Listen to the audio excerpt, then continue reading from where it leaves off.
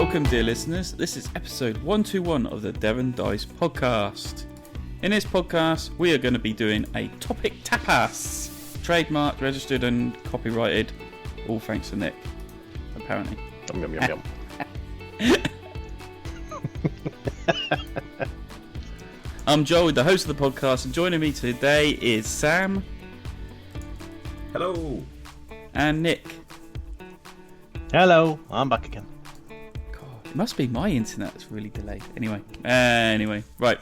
So, welcome everyone. We're doing a podcast tonight is a topic tapas because couldn't think of one long-winded topic to talk about, so we're going to do a few little ones and cover a few bases to fill in a podcast because I couldn't think of anything earlier. Anyway, so yeah, we're going to start it off. So if you've not listened to the Devon Board Game Weekender podcast, which I put out a week or so ago, we're basically going through our weekend at the Fox and Hound Hotel. And at the bottom of the script, I was actually trying to do a comparison of all the gaming events that are in the Southwest mainly, and whether what they bring to each event. So we're going to look at those now and see if this works. And I don't know if it is. So we've got listed, and I don't know if Nick will be able to add any more, or Sam.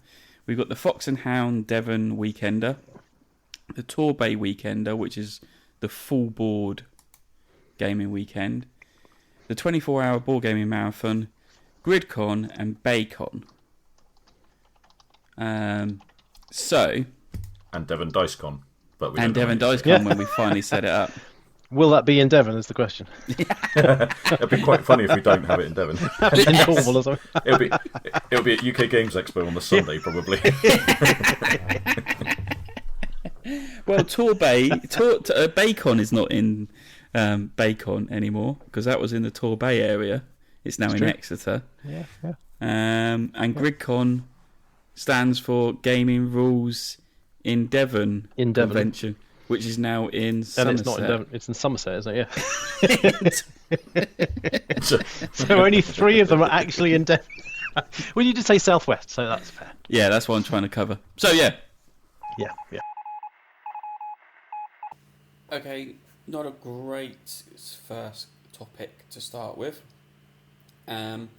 It mainly consisted of me talking a lot of the time because I'm the only one that's really gone to them all. So, we are going to skip over this and maybe review all the conventions in the Southwest in a later podcast later in the year when people have been to more of them.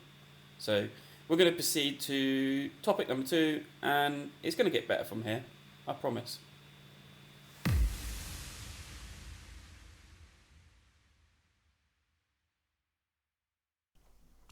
No, more tapas. Next round. Number 2. Sorry, phone. Oh, I've done all my rings on my watch. Number 2. Disappointment. Make your own script again. Yeah, disappointment in components. So this is just something that I realise actually bothers me now. I've just received a copy of what's it called? Axon Protocol. Axon Protocol.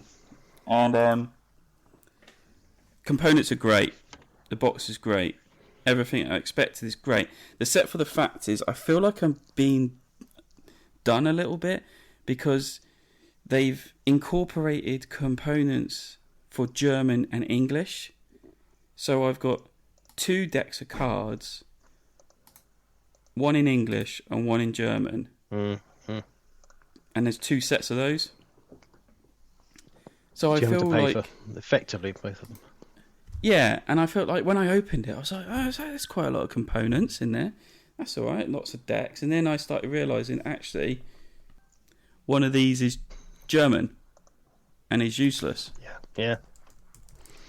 And I was like, oh, I'm a little disappointed now. And then I'm thinking, hold on a minute. There are some games that do that, where they'll just to make it simpler for them for printing, They'll just do all the languages, and you'll have multiple decks with different languages for each deck. Much But like I you haven't- get multiple rule books sometimes. But I I don't haven't seen mind- it very often. It's No, I haven't. I don't mind rule books. That's fine. It's like Among Cultists came with every language possible in rule books in the box, but the components in that are all language independent, so that doesn't bother me. It's just when you again get like a deck of cards, because it's in different text and a different language, it's just like, well, I've paid shipping on that, and I've now got 2 decks of useless cards to me, unless I want to make it really hardcore mode and play with the German side and try and figure out what it's trying to tell me. yes. Add that in as a mechanic. It could be quite educational, teaching yourself German while playing the game. That's pretty much what they used to do in the old days, didn't they? When like the game was only printed in German, so someone had to like kind of try and translate it. Yeah. Yes, and before Google Translate as well, so you had literally word for word, word by word. Yeah, or you had a German. Yeah, I don't know how else they would do this. I don't know how they would do it without. Obviously, you'd have to have separate printings for the different languages, and if you're a certain size of company, it probably doesn't make sense to have to print 1,001 language, 1,000 another language, because I don't know if you would get the volume discount by doing that. Whereas if you print all 5,000 in one go, you get the discount. So I don't know if you were ripped off necessarily. You probably find that you have actually saved money in the long run, because otherwise they would have had to charge more per unit to separate them out. But it doesn't mean you'll end up with useless cards, which is frustrating when you have like a whole deck of cards that you can't. So the one game I remember that's on this, which is actually just a small box game, is Oh My Goods expansion. Oh yeah. Which came with half the deck is German and half the deck is English, and there were some other cards which are language independent. But yeah, you end up with almost half the box is just German cards you can't use if you don't read German. And that always annoyed me, especially with a small box like Oh My Goods. You don't want to have half the box wasted with cards you won't use. And then do you throw them out, or do you keep them in case you sell the game on? Otherwise, you're just keeping cards around for no reason. I mean, with rule books that are different languages, I either put them at the bottom of the insert, or I've kept and stored away elsewhere. But then I usually forget I've got them stored away elsewhere, and then I've sold the game and then find them later on. But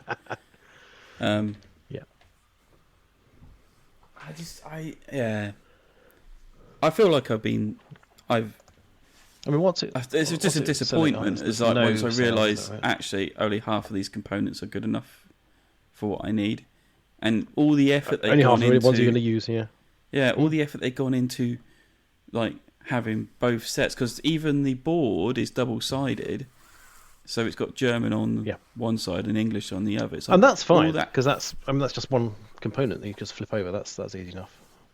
Yeah. I'd say that it does come back to what you just said, Nick, that it would have been a cheaper way to be able to have a print run that they could afford. Otherwise, they'd have had to have had 2 print runs for 2 separate languages or something, and it would have been way more expensive for everybody to sort of have language-specific versions. So I can understand why they do that. Me, personally, I would just recycle the stuff I don't need, quite frankly, because I'm very unlikely to be able to trade it or sell it to someone who only wants the German version. Well, although to be honest, I would keep it, because obviously you keep it because it's completist. But if it was one I was keeping, I would just sling them. Yeah. Oh, I see. Once I have a play of it, then I'll decide how good enough it is. I mean, the price I've got here, I paid for it, is £56 plus shipping. Oh no, that included shipping. So. Oh, there you go, bargain. Bargain. Not quite twice the price. I don't know if it's comparable to like Box Air. So when the people made a fuss about how much a game took up inside a box, didn't it? And it was just like, well, the rest of it's air. I think that doesn't bother me. It is just the fact that now I've got a couple decks of useless cards. That's really bothered me about it. But maybe that's just me. Let us know in the comments if you feel the same way, or am I just being stupid? I don't mind. Number 3 on the agenda is one of the Lewis Holt questions. So we're going back to these. He's back. Yeah, we've still got Lewis Holt. Yeah, he's back. We've still got a few questions to go. A load. His question armor was impressive. He is single and not much else to do, but so he's got plenty of time on his hands. Slightly harsh. We say worse things about each other on our little chat, so that's nothing. Do you agree, or am I just getting old? Is there a fear of the gaming market becoming saturated with reskins of games if they don't evolve? Which is a great question, I think, for Nick to answer, because he's a board game designer. I would agree. I would agree that it is already getting almost to that point where we get so many games. I mean, a lot of games now we're getting re-releases of. They're doing like these special editions of things like Puerto Rico and Castle Burgundy, where they take a decent game, and in some cases some very popular games, and they will just do a refresh, like an art refresh, the new artwork. So they did that with things like Bonanza, and as we mentioned earlier, Glory to Rome. They did nicer versions, and those are fine. The people enjoy those, make nicer copies.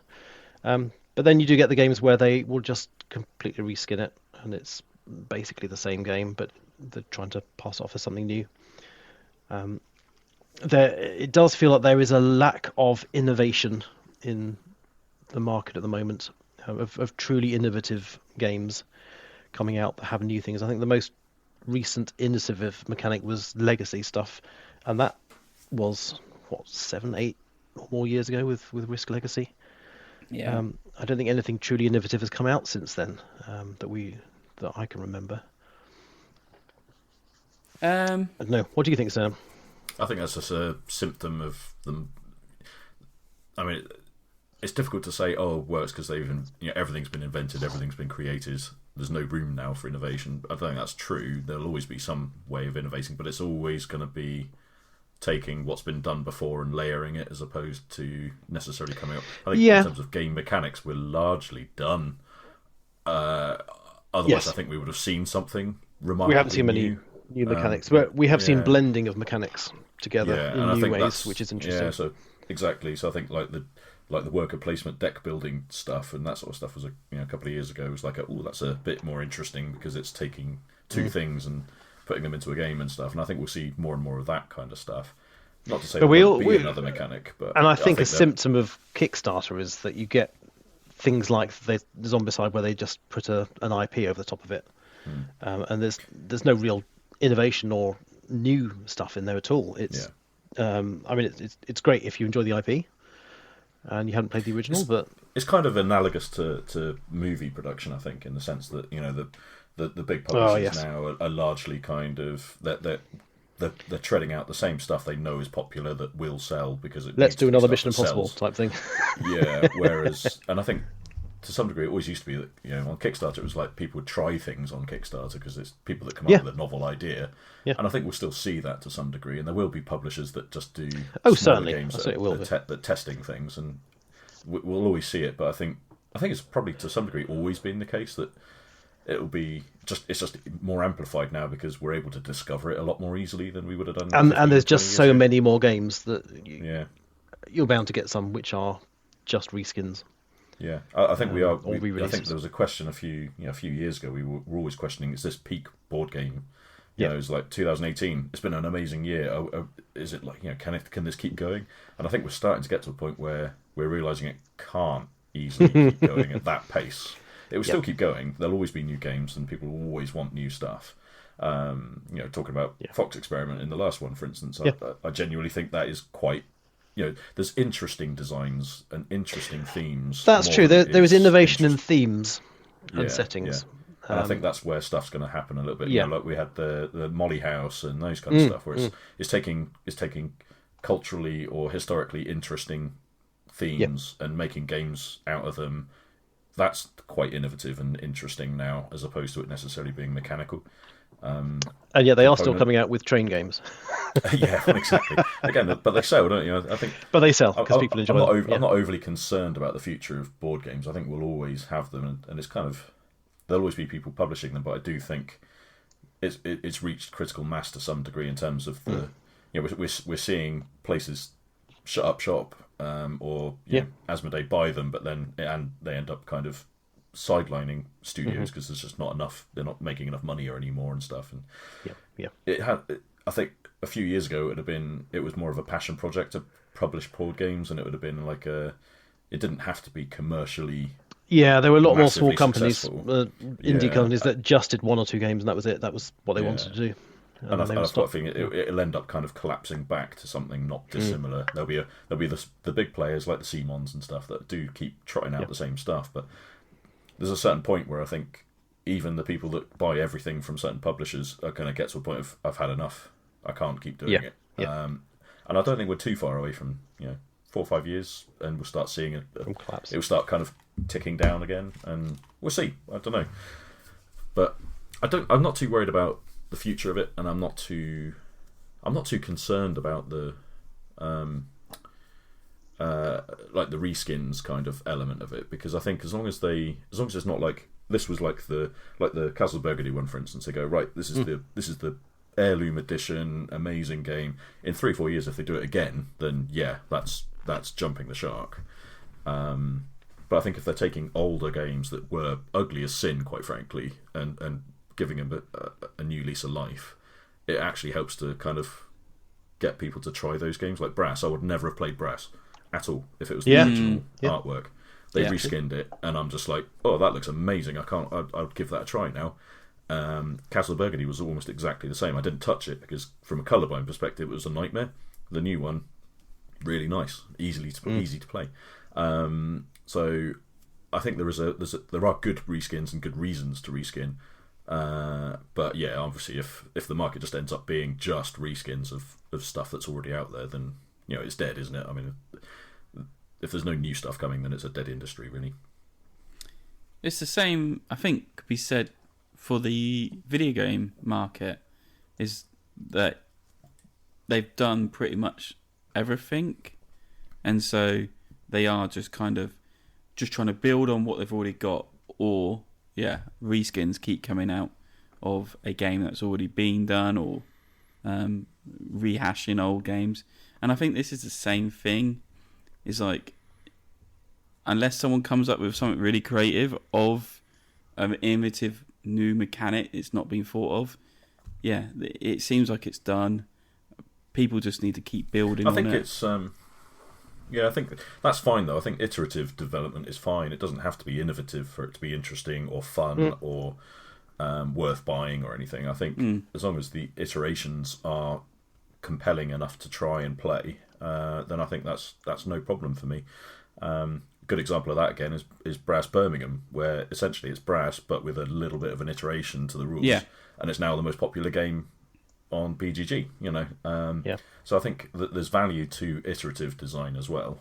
Yeah. As long as people keep coming up with new ideas, whether it be a thematic thing or a component thing or mechanical, then I think we'll all be happy, won't we? Oh, definitely. Indeed.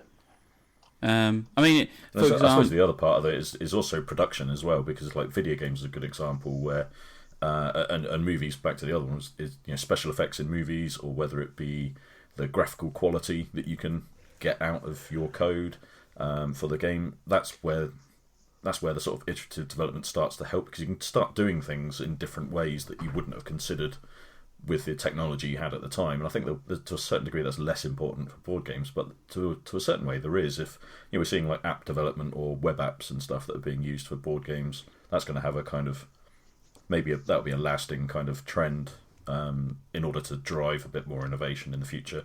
Yeah. And also sort of like the ability for publishers to access better production quality, whether it be in wood or plastic or was it Kutnahora that used the kind of wood pulp kind of new wood recycling stuff? that's another interesting kind of take, isn't it? On again, that's the new innovation is in terms of okay, it's the game is still fun and different, and whatever, but actually the way it's been made is kind of an interesting thing in itself. So there'll be lots of that sort of stuff. I think that would be really interesting actually to see a classic old game like Puerto Rico, for example, being redone with material like that. So you could have a silkscreen cloth mat instead of a board. You could have rewood as the wooden components and things. Yeah, I think it'd be really interesting to see what they could but they do won't with that because kind of it's not. They can't because their focus is on quality. yeah, they won't do. I isn't don't. Not for that, but if you find a maybe an out of print game which was popular and they want to bring back, and they may say, well, we can do this, we can produce it this way, and it's going to be half the price of the you would usually pay for a game, and it's going to be environmentally friendly and all of that. Yeah, I think there's a lot they could do with that. In your terms, you mainly work on solo modes for games that are already done, or like you said, you helped with the solo mode on Castles of Burgundy with your mate. Do you have to find a new way of doing a solo mode for each game you work on? Because you can't really just take one from another game. So, they will all share very similar similar DNA, I would say. But every solo mode will have to have some kind of different twist to make it work in that game. So if you think things like Teotihuacan has the little pyramid of solo tiles, which kind of link thematically in where you'll move the tiles around. Snowdonia has rail tracks for the solo where the cubes move along and trigger the action placement. So you always want to find a little twist to go with a certain game, but mechanically what you're doing is you're just trying to replicate the interactions with the other player. And sometimes you may not have an AI, maybe you're just you're designing challenges for the player to beat. So there's always something different. And it's not necessarily always the same way to implement it in every game. Do you find there's a pressure that you need to make it different from the other ones, or so people don't say, "Oh, it's just the same as"? Not particularly. So-and-so game. Because you're tuning it very much to the game, and you're just applying a certain system or systems to the game to see if they'll work. If they don't, you'll try a different way. But even if they're, it's like saying, is one worker placement game? Do you have to do the same kind of worker placement in another game because you called it worker placement? No, you want to do similar so people know what they're expected to do, but you can change it to be, like in is it shipwrights, and also where you place and then you can take off as well to reactivate the spot. You can innovate a bit on that kind of mechanic. Right. So yeah, there isn't really pressure to do the same thing, but they will share a lot of the DNA between each other because they're designed by the same group of people all the time. You find that with Ultima Factory as well, with their modes, that they are similar in their approach to how they design it. Okay. I mean, this does lead on to, you actually covered a little bit of it, and so we've got time. One of Lewis's other questions was, do you think games are leading towards being saturated with algorithms of others amalgamations of others blending mechanics to create unnecessary complex games? Now, instantly, yes and no. Is the answer to that.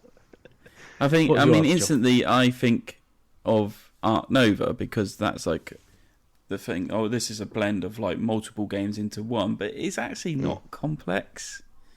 I think it's quite clever and subtle. I don't know what game he's. It's kind of like dog breeds.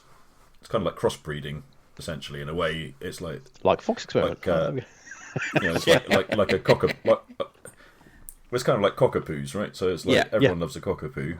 So Cocker Spaniel, Poodle, perfectly nice dogs. Blend it, it's become a really nice dog. I mean, it's the same sort of deal in a way where there's no harm, I think, in amalgamating. Like we talked about in terms of it's another way of innovating in a way of, because that's kind of what's left as it's an easier thing to do, to innovate on a design, to blend two mechanics that haven't been blended either before or very much. And I think it's I'd say it's a valid way to do it. But again, it's another way of saying, well, if everyone's doing that, then eventually there's nothing new under the sun, and we'll end up with just the same things treaded out with different themes.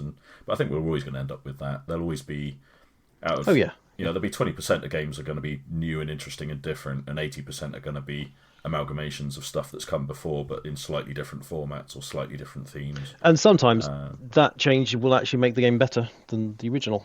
Exactly. By doing that, but there are examples where you combine so much, you put so much in, it does become unnecessarily overly complex. Just adding things for the sake of making it a heavy game. We go, I'm going to make this really, really complicated heavy game, and you just bung everything in, including the kitchen sink, and it just becomes unwieldy, and no one can understand what's going on, and it's impossible to balance, and it takes 4 hours to play, and things like that. I think some games are going that way, where in order they think they're innovating, and what they're actually doing is just throwing everything in. Yeah, and it's not just like complicated games or people that set out to make a complicated game. I think it's the same true for games that should be simpler or are aimed to be simpler have become complicated or bloated. We talked about Tidal Blades in the previous episode, and that's one I think became bloated and convoluted because they tried to do a bit too much. They didn't sort of pare it back and thin it down. And that's where I think you want to take out enough stuff where you could add that in an expansion. So you start with a base game that is as streamlined as you can be, and then you can give players the possibility of adding in expansion content, which adds complexity. Which is why, I hate that thing with Kickstarters right now, where they give you like a dozen expansions. Where they go, well, we bung all of them in at once, and you go, we don't even know if we like the game yet. We don't even know what we want in an expansion, but you're giving us all these expansions already, and it's just I just find it madness that you're going to play. I mean, how many expansions do I actually use? Very few. I don't want like a whole bunch to come with a game. I just want a good game, and if it's good enough, I'll want to expand it, maybe. So, but I mean, I think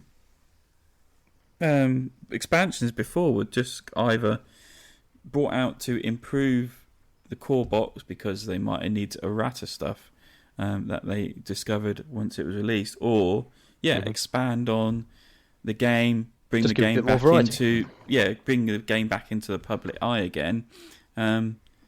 Just say, this game's still around. We now got an expansion. It adds this little element to it. Now you can do, or this is what the fans have been asking for. So we're adding it as expansion. But now it just seems like you'd have years between that, wouldn't you? Oh yeah, you'd have years between a base game release and an expansion release. But now you're seeing it's like 10 minutes, or it's like the game releases and you've already got a flyer in the box about the expansion that's coming out in 6 months' time. It's just like, what? And that's kind of the industry is driving that, I think, or the consumers are probably driving that as well. Where publishers now feel obliged to, if they think the game is going to work, they will be starting on the expansion design before the base game has been released. A lot of time, and that I've done that with games I've worked on, where we've finished the design of the base game, and we've handed it over to the publisher. They'll start doing their work on it, and then they'll say, "Well, can you get something in the pipeline ready for if we need expansion?" And so we'll start working on expansion before the base game's possibly even gone to Kickstarter. And it may never be used, but if it's popular enough, then it can. We'll say 6 months later, we'll say, right, well, it's ready. We'll be able to do a reprint of the base game, knowing how popular it is and how many people wanted it. It keeps them, especially because these days the release of a game is if it doesn't do well, that's it. It's gone. You'd never hear of it again. And you need to keep that in the public's mind that the game still exists. And so that time between base game and expansion releases has come massively down, and it does feel like it's just comes straight off the back. There's no time in between. Yeah, though I think at the moment that's 'cause the base games now just don't get the time to earn their following half the time. They don't have the time. They have to make a splash, otherwise the publisher can't. They won't be able to reprint it because they won't. Yeah, and People again, it goes back to the people kind of want the new movie stuff. thing, doesn't it? If the box office isn't big enough, then they won't bother green lighting the sequel. Yes. Kind of stuff. Yep. Exactly. I think we diverse quite far from that, from the original question, but anyway, it's fine. Well, I think Lewis's questions were designed as starting points for discussions. Yeah, Definitely. Answering And they're questions. actually So yeah, very good questions, Lewis. Yeah, and there's still a few more to come. We've still got a couple more to come from him, so yeah, we'll hold them back for another time. So we're going to finish off the show with some non-board gaming stuff to talk about.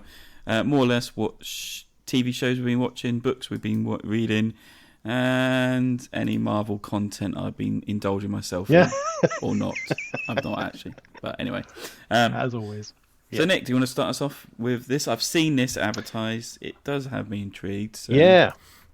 So this is The Artful Dodger, which is on Disney Plus at the moment. It is an 8-episode series. I don't know if they'll be making another one.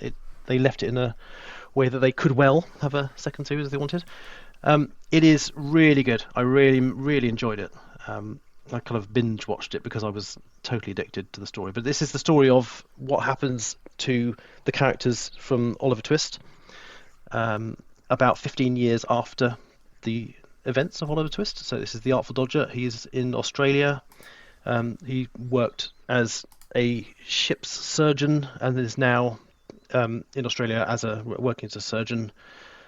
And the Fagin, his old pickpocket friend from London, turns up and starts trying to integrate himself into Dodger's life again.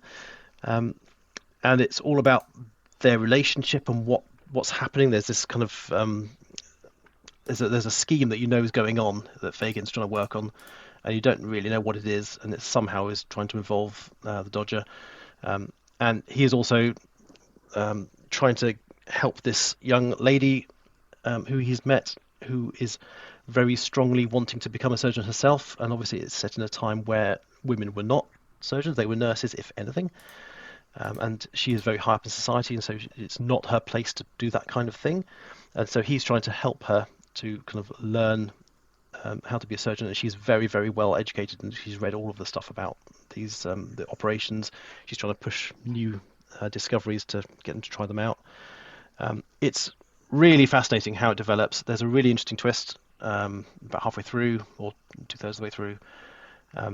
And it's a very, very well produced show. And it's great. Yeah, really, really enjoyed it. Check it out. Yeah, it does sound cool. And that's it kind of goes back to that last question that we sort of with Lewis is it's iterative, right? It's like the innovation is now in terms of new stories. It's kind of taking an existing property and finding a new way of working with it. And I think it's quite fun, the new TV streaming options, all the publishers that all the studios and stuff now, and the money that's available for TV production is creating some really interesting. It is amazing. The production quality is just amazing. How they've done this. I didn't say it's the main guy who plays Dodger is the guy. He was the small boy in Love Actually, and he was one of the small boys in the Maze Runner films. And he's now like 28 or something. So yeah, he's the main guy. He does really, really well. Fagin's played by David Thewlis, who people might know as he was in. Oh, my brain's gone today. But Harry Potter. And Harry Potter. The werewolf guy. Yes, Lupin. That's it. And he is brilliant as Fagin. I know him best from The Big Lebowski. Oh yes, brilliant stuff. And he is excellent as Fagin. He plays him very, very well. He's kind of ideally cast as that. I think it's really good. Yeah, I'll add that to my list, I think. Yeah, good fun to watch. Also and the lady who's the girl in that as the main character, she hasn't been in a lot. The one I know her from is Teen Beach Movie, because my kids watch it all the time, which is a atrociously cheesy Disney film. But yeah, she is also very, very good. She acts it very well. Oh yeah, I think Megan will like that one as well. So I think I'll add that to our shared kind of weekend TV viewing. Also on Disney Plus is Shogun now, which is getting rave reviews. I've only watched the first episode, but I finished. I decided I wanted to read the book before the TV show came out, which I think in hindsight was maybe a mistake because now I can see all the gaps and things they've changed. But the book is absolutely fantastic. Really, considering it was written in 1975, it's just it's wonderful. Really, really good. Rip-roaring tale. For those that don't know, Shogun is a tale of the first Englishman to land on the shores of Japan, and everything that sort of unfolds from there. He's how he integrates into the society while similarly trying to find a way home for most of it. I'm not going to say any more about it because there's an awful lot that could be spoiled. But yeah, it's wonderful. I mean, I'm a Japanophile anyway, as you kind of know, and this is like the perfect book and the perfect TV show for me. It's all based in sort of feudal Japan around the age of the Civil War of the 17th century, right at the start of the 17th century, so 1600 onwards. It's all made up characters because it's not really the real Civil War, but it's kind of based very much around it all. So the start of the Tokugawa shogunate and stuff. So if you know any of your Japanese history, it's very relatable. But if not, then you're just going to see loads of cool stuff like samurais and seppuku and whatnot. So what's not to like? But yeah, it's pretty brutal, but fascinating. Yeah, really good. So I can't wait to see more of that. Yeah, cool. Yeah. And then also on what day is it? Yesterday at midday, I went to watch Dune Part 2. Yeah. Fantastic. I can't wait to go watch it again. I'm definitely going to go and watch it again. Probably in IMAX this time instead of just the Picture House in Exeter. I want to go and get it like full size, full volume, the whole shebang. The one thing I saw that was if you go and see it at the cinema, see it in the largest screen you possibly can. Yeah. Well, I did do that. I did that with Part 1. I was busting for a wee for 3 hours because I refused to leave my seat. Yeah, I didn't want to miss any of it, so I ended up crossing and uncrossing my leg for every 10 seconds. It was horrible. But also it was like I think we sat too close to we were about halfway back in the Cineworld in Plymouth, and it was just too close still because it was so big. Wow! I was like looking from one side of the screen to the other to be able to take in the whole frame. So I want to sit a bit further back next time. Big. But yeah, it's I want to get the better volume because the sound in Picture House is fine, but it's not terrific. And I think the sound is so good in Dune Part 1, and I'm sure it was in Dune Part 2 as well. Yeah, I can't wait to see it in full scale. That's really so cool. Yeah, it's amazing. Does it end the story, or is there going to be a Part 3?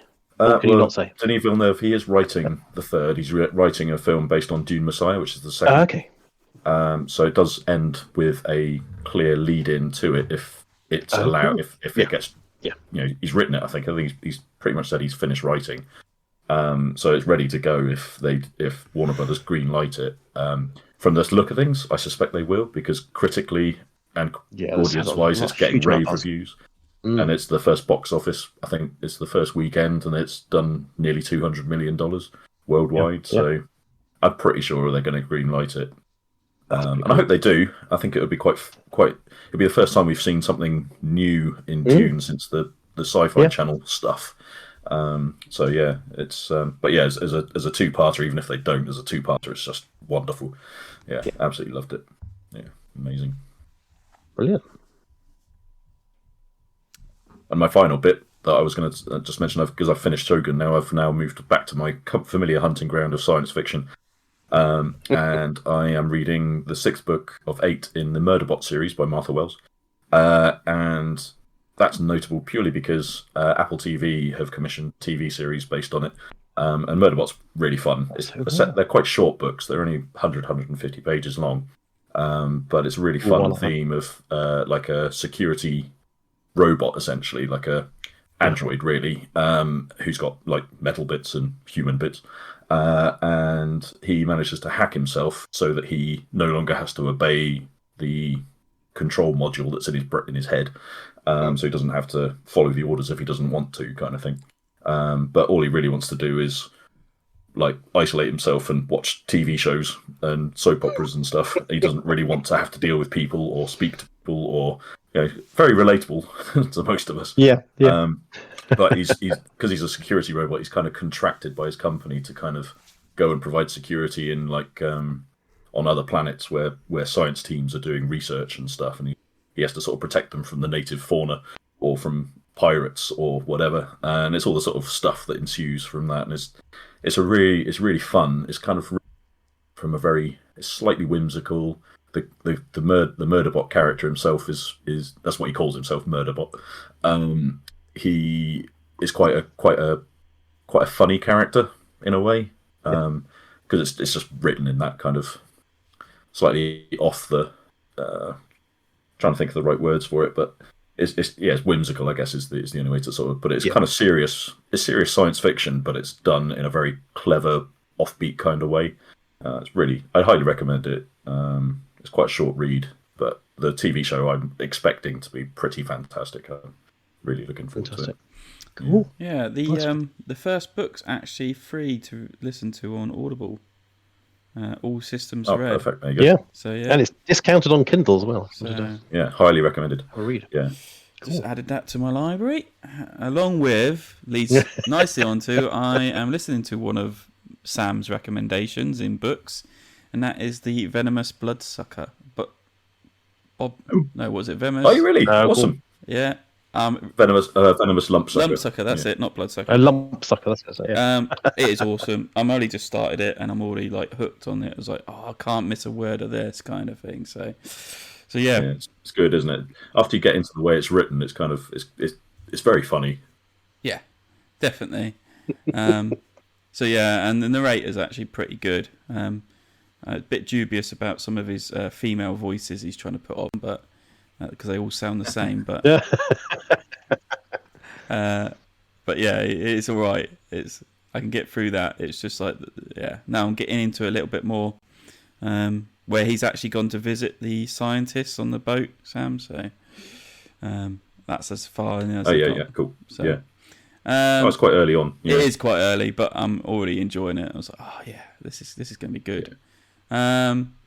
Especially the corporate guy trying to dig himself out of a giant hole he's made for himself. It's just funny. And it's very clever the way that she's created this kind of like the credit system for like companies to spend credits on if they're going to endanger a species and wipe it off, and things like that. Yeah, it's strangely prescient. It's kind of like this could be something that the corporate world end up doing at some point, and it's really horrible and scary. It's scarily possible. That's the trouble. So yeah, looking forward to finishing that, and then I'll probably get onto Murderbot. I've been going through a bit of a film catch up. Like I said at the end of last year, there's quite a lot of films I've not watched and really need to catch up on. So I had a bit of a blitz on it. So I watched that Rebel Moon. It was all right. I don't know if you two watched it. It's all right. Yeah, it's all right. I haven't finished it. I didn't get far. I got halfway through and went, it's all right. I'm glad it was a streamer and not a sit in the cinema job. Yeah, that's about as good as it is. I could see what it was doing, as it was it was intended as a Star Wars story. If it had been a Star Wars story, I think it would have been really good. But take that away, and it's just kind of okay. Mm-hmm. Yeah, definitely. It loses something, I think. It feels derivative now because it wasn't a Star Wars film, basically, doesn't it? Yeah. And it had that thing of it would have been fun if he'd done a bit more careful. I like the idea of the Seven Samurai in space kind of thing. That's cool, but it felt very derivative of that. Indeed, yeah. Morbius, the kind of vampire spin-off character from Spider-Man. That was also classic. Good, but not good. Turgid. As I think it was. I think it rushed its story, and wasn't much. And unfortunately, has Jared Leto in the lead part, which is never a good thing. Yeah, I know. So it's a shame. And it was meant to be some kind of spin out from like using there's a bit of an end trailer bit, and they're making the Sinister Six, but I don't even know if that's going to happen now because they keep screwing up their offshoots of Spider-Man. Have you seen the? Well, the next one is going to be. The next one's going to be. What's the hunter guy called? Craven. Craven the Hunter. Yeah. That looks pretty terrible. But have you seen all the reviews for Madam Web? Yeah. That was. Yeah, they didn't go down well. My daughter's seen that. She said it was right. Yeah. She quite enjoyed it, but so bad it's good. You need to watch it. It was a bit silly. So bad. Yes. Just to experience it. So, Ghostbusters, the new revamped kind of, actually comes from the originals. Awesome. Loved every minute of that. Was this Afterlife? Afterlife, that's it. Yeah, it's good, isn't it? Oh, it's just so great. Yeah, so looking really enjoyed it. One. Yeah, it's both a love letter to Ghostbusters and also just a wonderful new tale. I can't wait for Frozen Empire. Definitely. And I just love how all the cameos coming into it and how they. I thought it was how they handled Egon Yes. in it. I thought was really. Oh, I thought it was beautiful. Someone was cutting onions in the kitchen, I believe, and that's why my eyes were watering. That's all I'm going to say on that. So yeah, Ghostbusters, brilliant. Uncharted, fun. I enjoyed it because it was fun. I watched silly. That. It was silly fun. That was. And Tom Holland is a great actor. I think he's brilliant. He is. And he had a good chemistry with Mark Wahlberg, even though I can't stand Mark Wahlberg. Yeah. It kind of worked. I don't mind it. But it was just a fun romp. It was quite close to the video game and done some good things. So I thought it was great for what it was. And then also, again, because of Sam, blame Sam for this. Oh, Sam. He got me. Too many good ideas. He got me onto the Silo books. So I've listened to all 3 Silo books. And now we've started watching the TV series. And oh my God, the TV series is great. But it does. There's like lots of things that are not in the book that they've put into the TV series. And Claire's like, "What's going on?" I said, "I actually have no idea. This is all new to me," kind of thing. So, and just before we started reading, she wanted to watch. It's largely the broad strokes are the same. Yeah. Oh yeah, I can see where it's going to go to and what's going to happen. But there's just bits I think they've done for TV purposing. Which makes sense. Yeah. It really does. I think it's shortcutting. Yeah, I think it's a shortcutting a little bit. Yeah, which is fair enough because I think if they tried to do it the same way the book did it, it's kind of awkward. You have to do a little bit of time jump and stuff to make it work, and I can understand why they've done it the way they have. And there was a bit. So the bit like me and Claire literally sat down and watched an episode before we started recording tonight, and I was just saying to Sam where we got to, and then I was just like, oh, they've already introduced that. Which I was like, okay, because they don't introduce that part until the second book. And I was just like, right, okay, I can deal with this. I was expecting it a bit later on and that, but like Claire sat going, what's going on? Is it like Truman Show? Is it an experiment? Is it this? And I was like, can't tell you. I'm not going to tell you. So, so yeah. It's great watching her reaction to it, and I'm sat there going, I don't have a clue what's going on now. But yeah. I mean, Apple TV, looking at all the stuff that's coming on it, I'm just like, I might just. If I had to pick one of them, Netflix, Amazon, all of it, I'd keep Apple over all of them. Do you know what? I'm thinking the same. They're generating stuff that's best. Yeah, I might just drop Netflix at this point because I don't find myself watching a lot of it. And that would really screw up the daughter because she just watches Friends on the loop, and it's really bothering me. So I might just drop. Disney's the one that's gonna go for me. Is it? Yeah. Yeah. If it hadn't auto renewed last month without me realising it for another year, I would have been cancelling it. But thankfully, I've got Shogun to watch, and now I've got Artful Dodger, so I can watch them before I cancel it now. And their prescription's getting more and more expensive each year, isn't it? It's like nearly. All of them are, though, aren't they? All of them. They're all going up. Oh, Disney Plus has risen quite a lot. I still think still think Apple represents the best value currently for me. I think the stuff that they've got there is like Slow Horses. You guys watch Slow Horses yet? I don't have That's Apple next TV, week, so Joel. I'm missing When you all finish- of this. When you finish Silo, Slow Horses is next. Trust me. You don't need to. Have you watched For All Mankind yet? No, not yet. Silo is the only thing I've watched. Oh my god, you've got so much stuff. I know. Slow Horses and For All Mankind. I know. I'm trying. Ted Lasso. Have you watched Ted Lasso? Silo is the only thing I've watched. Oh my god. Right, so you're not right. Yeah, cancel everything else. Keep Apple and just work your way through that, and that'll be fine. Thing is, it's my time's taken up with karate, editing podcasts, and any other shit that comes my way. Filling in application forms for jobs. So that's my week. So it's like, I've got a spare hour. I might sit down and watch a TV show now. So, yeah. So that's it. That's what I've been Very good. doing. We need a new channel, by the way, on this Discord server for TV chat. I think. I do. Oh, easy. Yes. Add it in. Done. I can work out how to do it. Love it. Okay, so that wraps up another show, I believe. If you enjoyed this podcast, please send us your comments.